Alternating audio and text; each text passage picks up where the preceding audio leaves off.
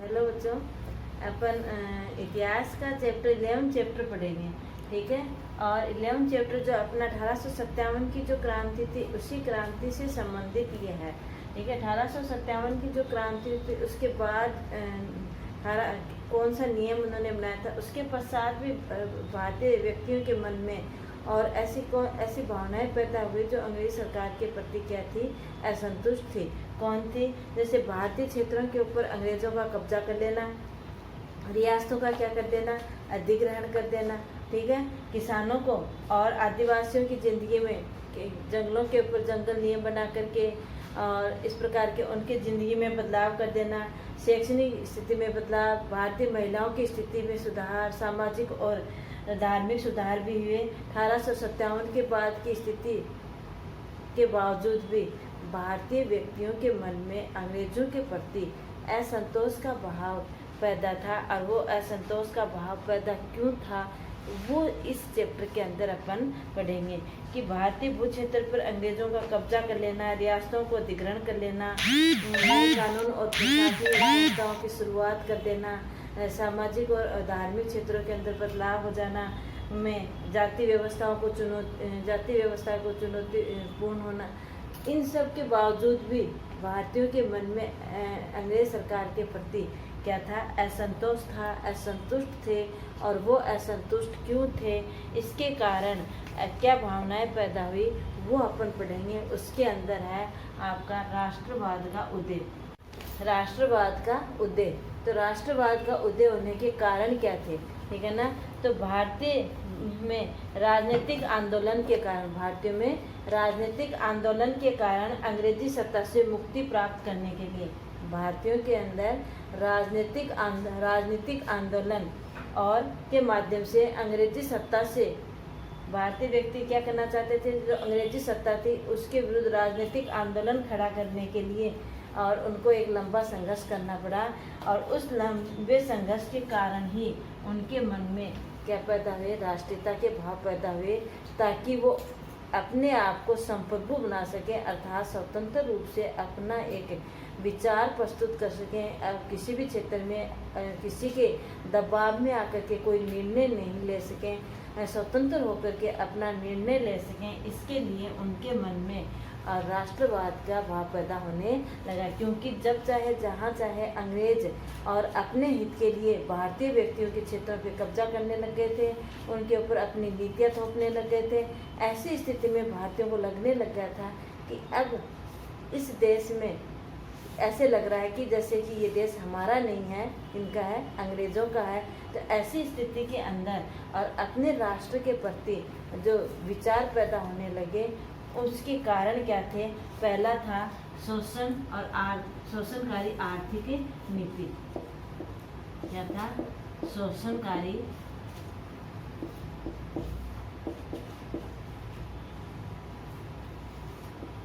आर्थिक नीति। अंग्रेजों के द्वारा भारतीय व्यक्तियों को आर्थिक तरीके से जो शोषण किया जाने लगा उसमें क्या क्या किया जाने लगा। अंग्रेजों की जो आर्थिक शोषण नीति थी वो क्या थी? भारतीय कृषि परंपरागत जो उद्योग थे वो क्या होने लग गए थे? नष्ट होने लग गए थे। अंग्रेजों की देखो शोषणकारी आर्थिक नीति में ऐसे कौन से कारण थे जिनके कारण इस शब्द का उदय हुआ, राष्ट्र के प्रति भावना अधिक जागृत होने लगी। ठीक है ना। तो अंग्रेजों की शोषण,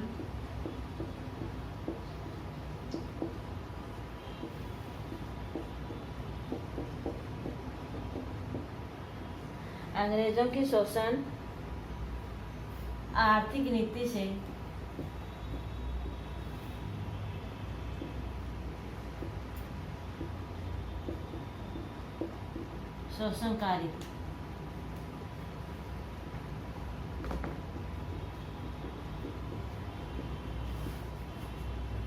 शोषणकारी आर्थिक नीति से क्या होने लगे? भारतीय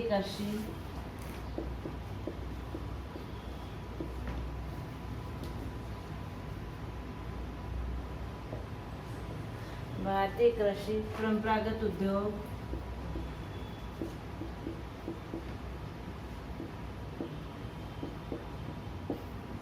परंपरागत उद्योग एवं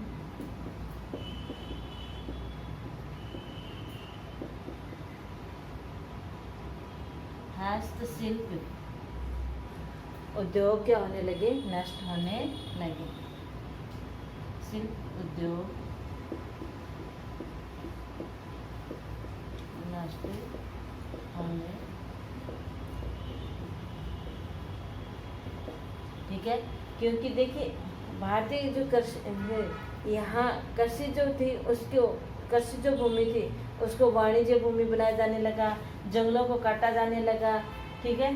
और जो परंपरागत जो उद्योग थे वो क्या है, धीरे धीरे खत्म होने लगे, क्योंकि वहाँ पर और इंग्लैंड के अंदर और आधुनिकीकरण हो चुका था, मशीनों का आधुनिकीकरण हो चुका, इनके द्वारा, उन मशीनों के द्वारा वहाँ पर और वस्तुओं का निर्माण किया जाने लगा, जिसके कारण यहाँ पर जो परंपरागत उद्योग थे, क्योंकि कच्चा माल यहाँ से जाने लग गया था, इंग्लैंड जाने लग गया था, और वहाँ से बनी वस्तुएं और भारत में आकर के बाज़ारों में बेची जाने लगी, जिससे उनकी तुलना में और वो वस्तुएं अधिक चलने के कारण और भारतीय उद्योग धंधे जो थे वो क्या होने लगे, नष्ट होने लग गए थे।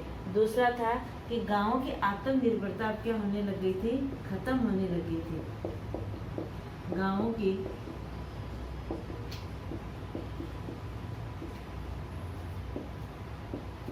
आत्मनिर्भरता खत्म होने लग गई, ठीक है। गांव की आत्मनिर्भरता क्या होने लग गई थी, खत्म होने लग गई थी। जंगल कानून बनाकर, क्या, जंगलों को भी उन्होंने नहीं छोड़ा, जंगल कानून बनाकर चारागाह भूमि,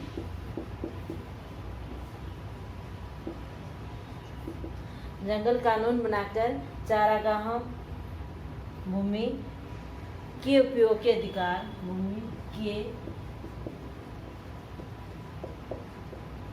उपयोग के अधिकार भी छीन लिए, ठीक है। अब भारत का जो सबसे ज्यादा क्या, सूती वस्त्र सबसे अधिक प्रसिद्ध था, और वो सबसे पहले, और अंग्रेजों की जो आर्थिक नीति थी उनमें सबसे पहले जो उद्योग धंधे को जिन उद्योगों के ऊपर सबसे ज़्यादा प्रभाव पड़ा वो क्या था, सूती वस्त्र उद्योगों के ऊपर सबसे अधिक प्रभाव पड़ा। तो भारत के सूती जो वस्त्र उद्योग थे वो क्या होने लग गए थे, खत्म होने लग गए थे। इस प्रकार से 1850 के बाद, इस प्रकार से 1850 के बाद राजनीतिक संगठनों, राजनीतिक संगठनों और पूंजीपतियों,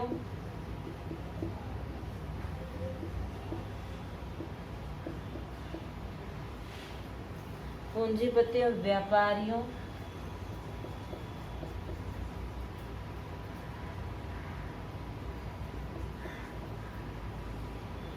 व्यापारियों और बुद्धिजीवी,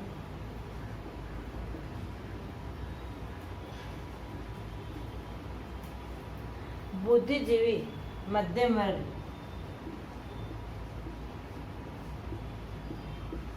आदि क्या करने लगे, आदि से राष्ट्रीय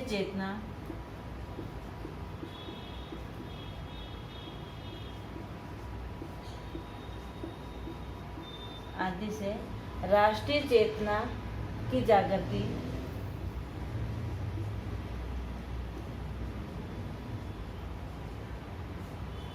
पैदा, ठीक है। अब देखो अंग्रेजों की इस प्रकार से आर्थिक जो शोषणकारी नीति थी, इस आर्थिक शोषणकारी नीति के कारण और क्या है, भारतीय कृषि उद्योग जब ये सब नष्ट होने लगे, इनके ऊपर अंग्रेजों का कब्जा होने लगा, तो कब्जा होने के कारण जो राजनीतिक संगठन थे, जो पूंजीपति थे, जो व्यापारी थे, जो बुद्धिजीवी मध्यम वर्ग था, उन्होंने और इनके प्रति क्या उठानी शुरू कर दी, मांग उठानी शुरू कर दी। और मांग उठाने के लिए जागृति पैदा हुई। ऐसे राजनीतिक संगठनों के अंदर कौन कौन थे, ऐसे राजनीतिक संगठनों में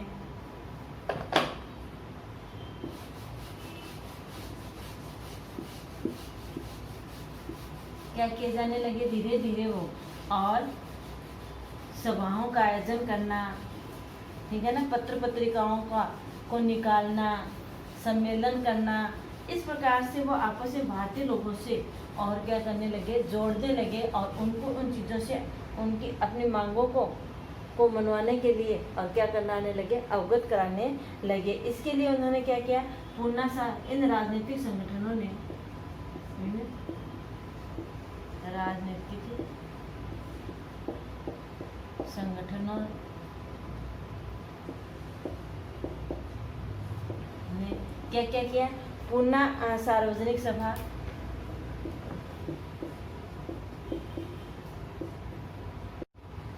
पूर्णा सार्वजनिक सभा, और क्या की, पूर्णा सार्वजनिक सभा, इंडियन एसोसिएशन,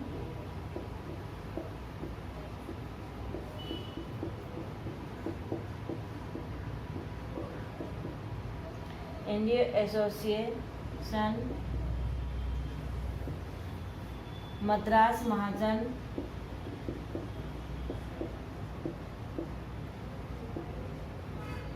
मद्रास महाजन और भारतीय राष्ट्रीय कांग्रेस,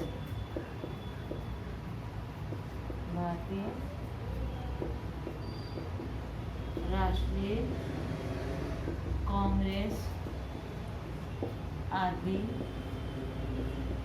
जैसे संगठन बनाए, ठीक है। यानी आर्थिक शोषणकारी नीति के कारण जब ऐसे लगने लगा कि किस प्रकार से अंग्रेज भारतीय व्यक्तियों के ऊपर हर तरीके से हर क्षेत्र के ऊपर अपना कब्जा जमा रहे हैं, तो ऐसी स्थिति में जो बुद्धिजीवी वर्ग था, जो राजनीतिक संगठन थे, उन्होंने और क्या किया, ऐसे कुछ संगठन बनाने शुरू कर दिए। इन संगठनों के अंदर और पर आपकी जो बुक में है, यानी सार्वजनिक, पूर्णा सार्वजनिक सभा का कुछ दे रखा है। पूर्णा सार्वजनिक जो सभा थी, ये सभा कब 2 अप्रैल 1870 में कब गठित की गई है, 2 अप्रैल 1870 में इस सभा का गठन किया गया। और इस सभा का गठन करने वाले कौन थे, गणेश वासुदेव। संस्थापक कौन थे इसके, संस्थापक गणेश वासुदेव थे, जिनका उद्देश्य क्या था, वासुदेव जोशी, गणेश वासुदेव जोशी थे, जिनका उद्देश्य क्या था, इस सभा का आयोजन करने का उद्देश्य था कि सरकार और जनता के मध्य जो अंग्रेज सरकार थी,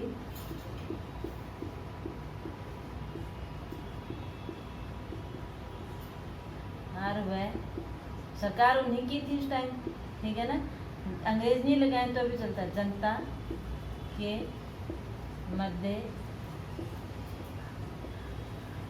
मध्यस्थता करवाना।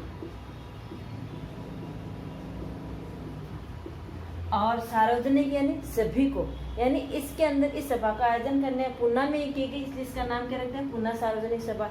इसके अंदर ये दिया गया सार्वजनिक यानी सब लोगों को, सब मिलकर के, है ना, सार्वजनिक यानी सब लोगों का या सब मिलकर, क्या करें, सब मिलकर या सबके लिए, सभी लोगों के लिए, और क्या हो रहे हो, और सभी को अपना लक्ष्य प्राप्त हो, सभी लोगों के हित में को ध्यान में रखते हुए कार्य करें। इसलिए इस सभा का क्या किया गया, आयोजन किया गया। यानी जो लोग काम कर रहे हैं वो क्या हो, संप्रभु हो, क्या हो, संप्रभु हो। संप्रभु का मतलब होता है कि बाहरी हस्तक्षेप के बिना, यानी किसी अन्य व्यक्ति के दबाव के बिना और स्वतंत्र रूप से अपना निर्णय लेना, वो क्या कहलाते हैं, संप्रभु कहलाते हैं। बिना बाहरी हस्तक्षेप के, बिना किसी बाहरी दबाव के और स्वतंत्र रूप से निर्णय लेना क्या कहलाता है, संप्रभु कहलाता है। वो इसके अंदर पूर्णा सार्वजनिक सभा के अंदर रखा गया कि लोगों को संप्रभु का अधिकार मिले। समझ में आई।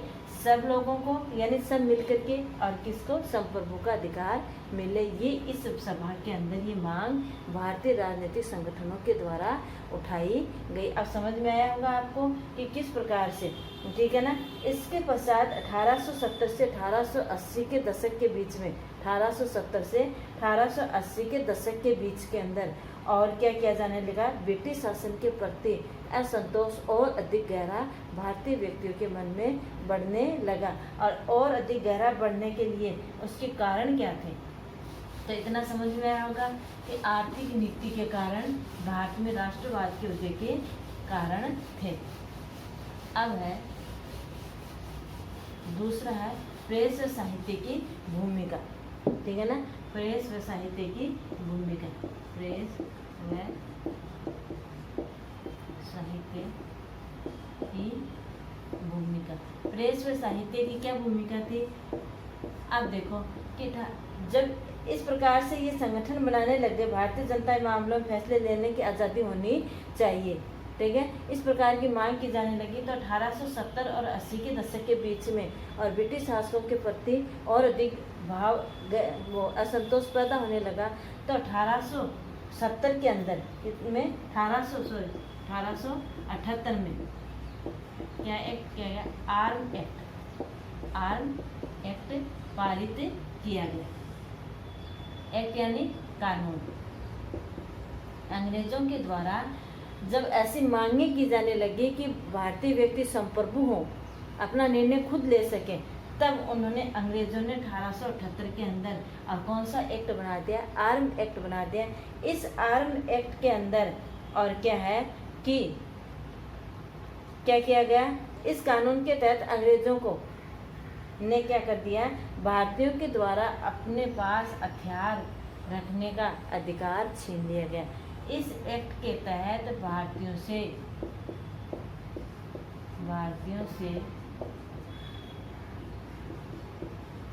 हथियार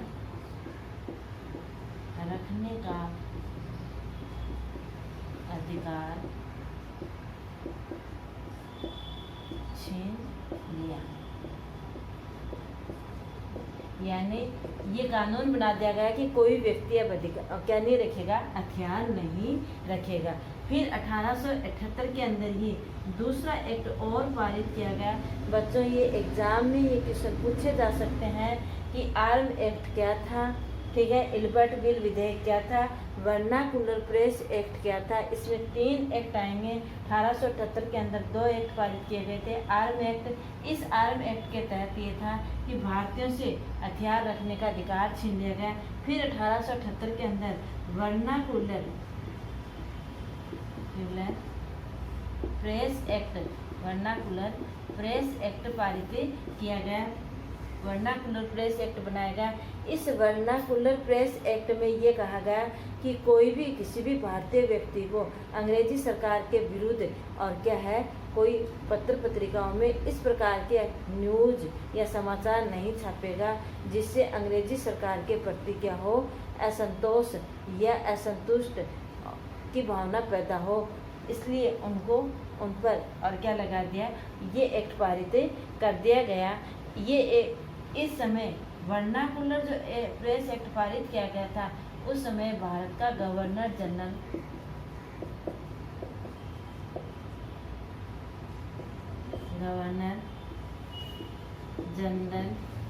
लॉर्ड रिपन था। कौन था, लॉर्ड रिपन था, ठीक है। जिस समय वर्नाकुलर प्रेस एक्ट पारित किया गया, उस समय भारत का लॉर्ड लिंटन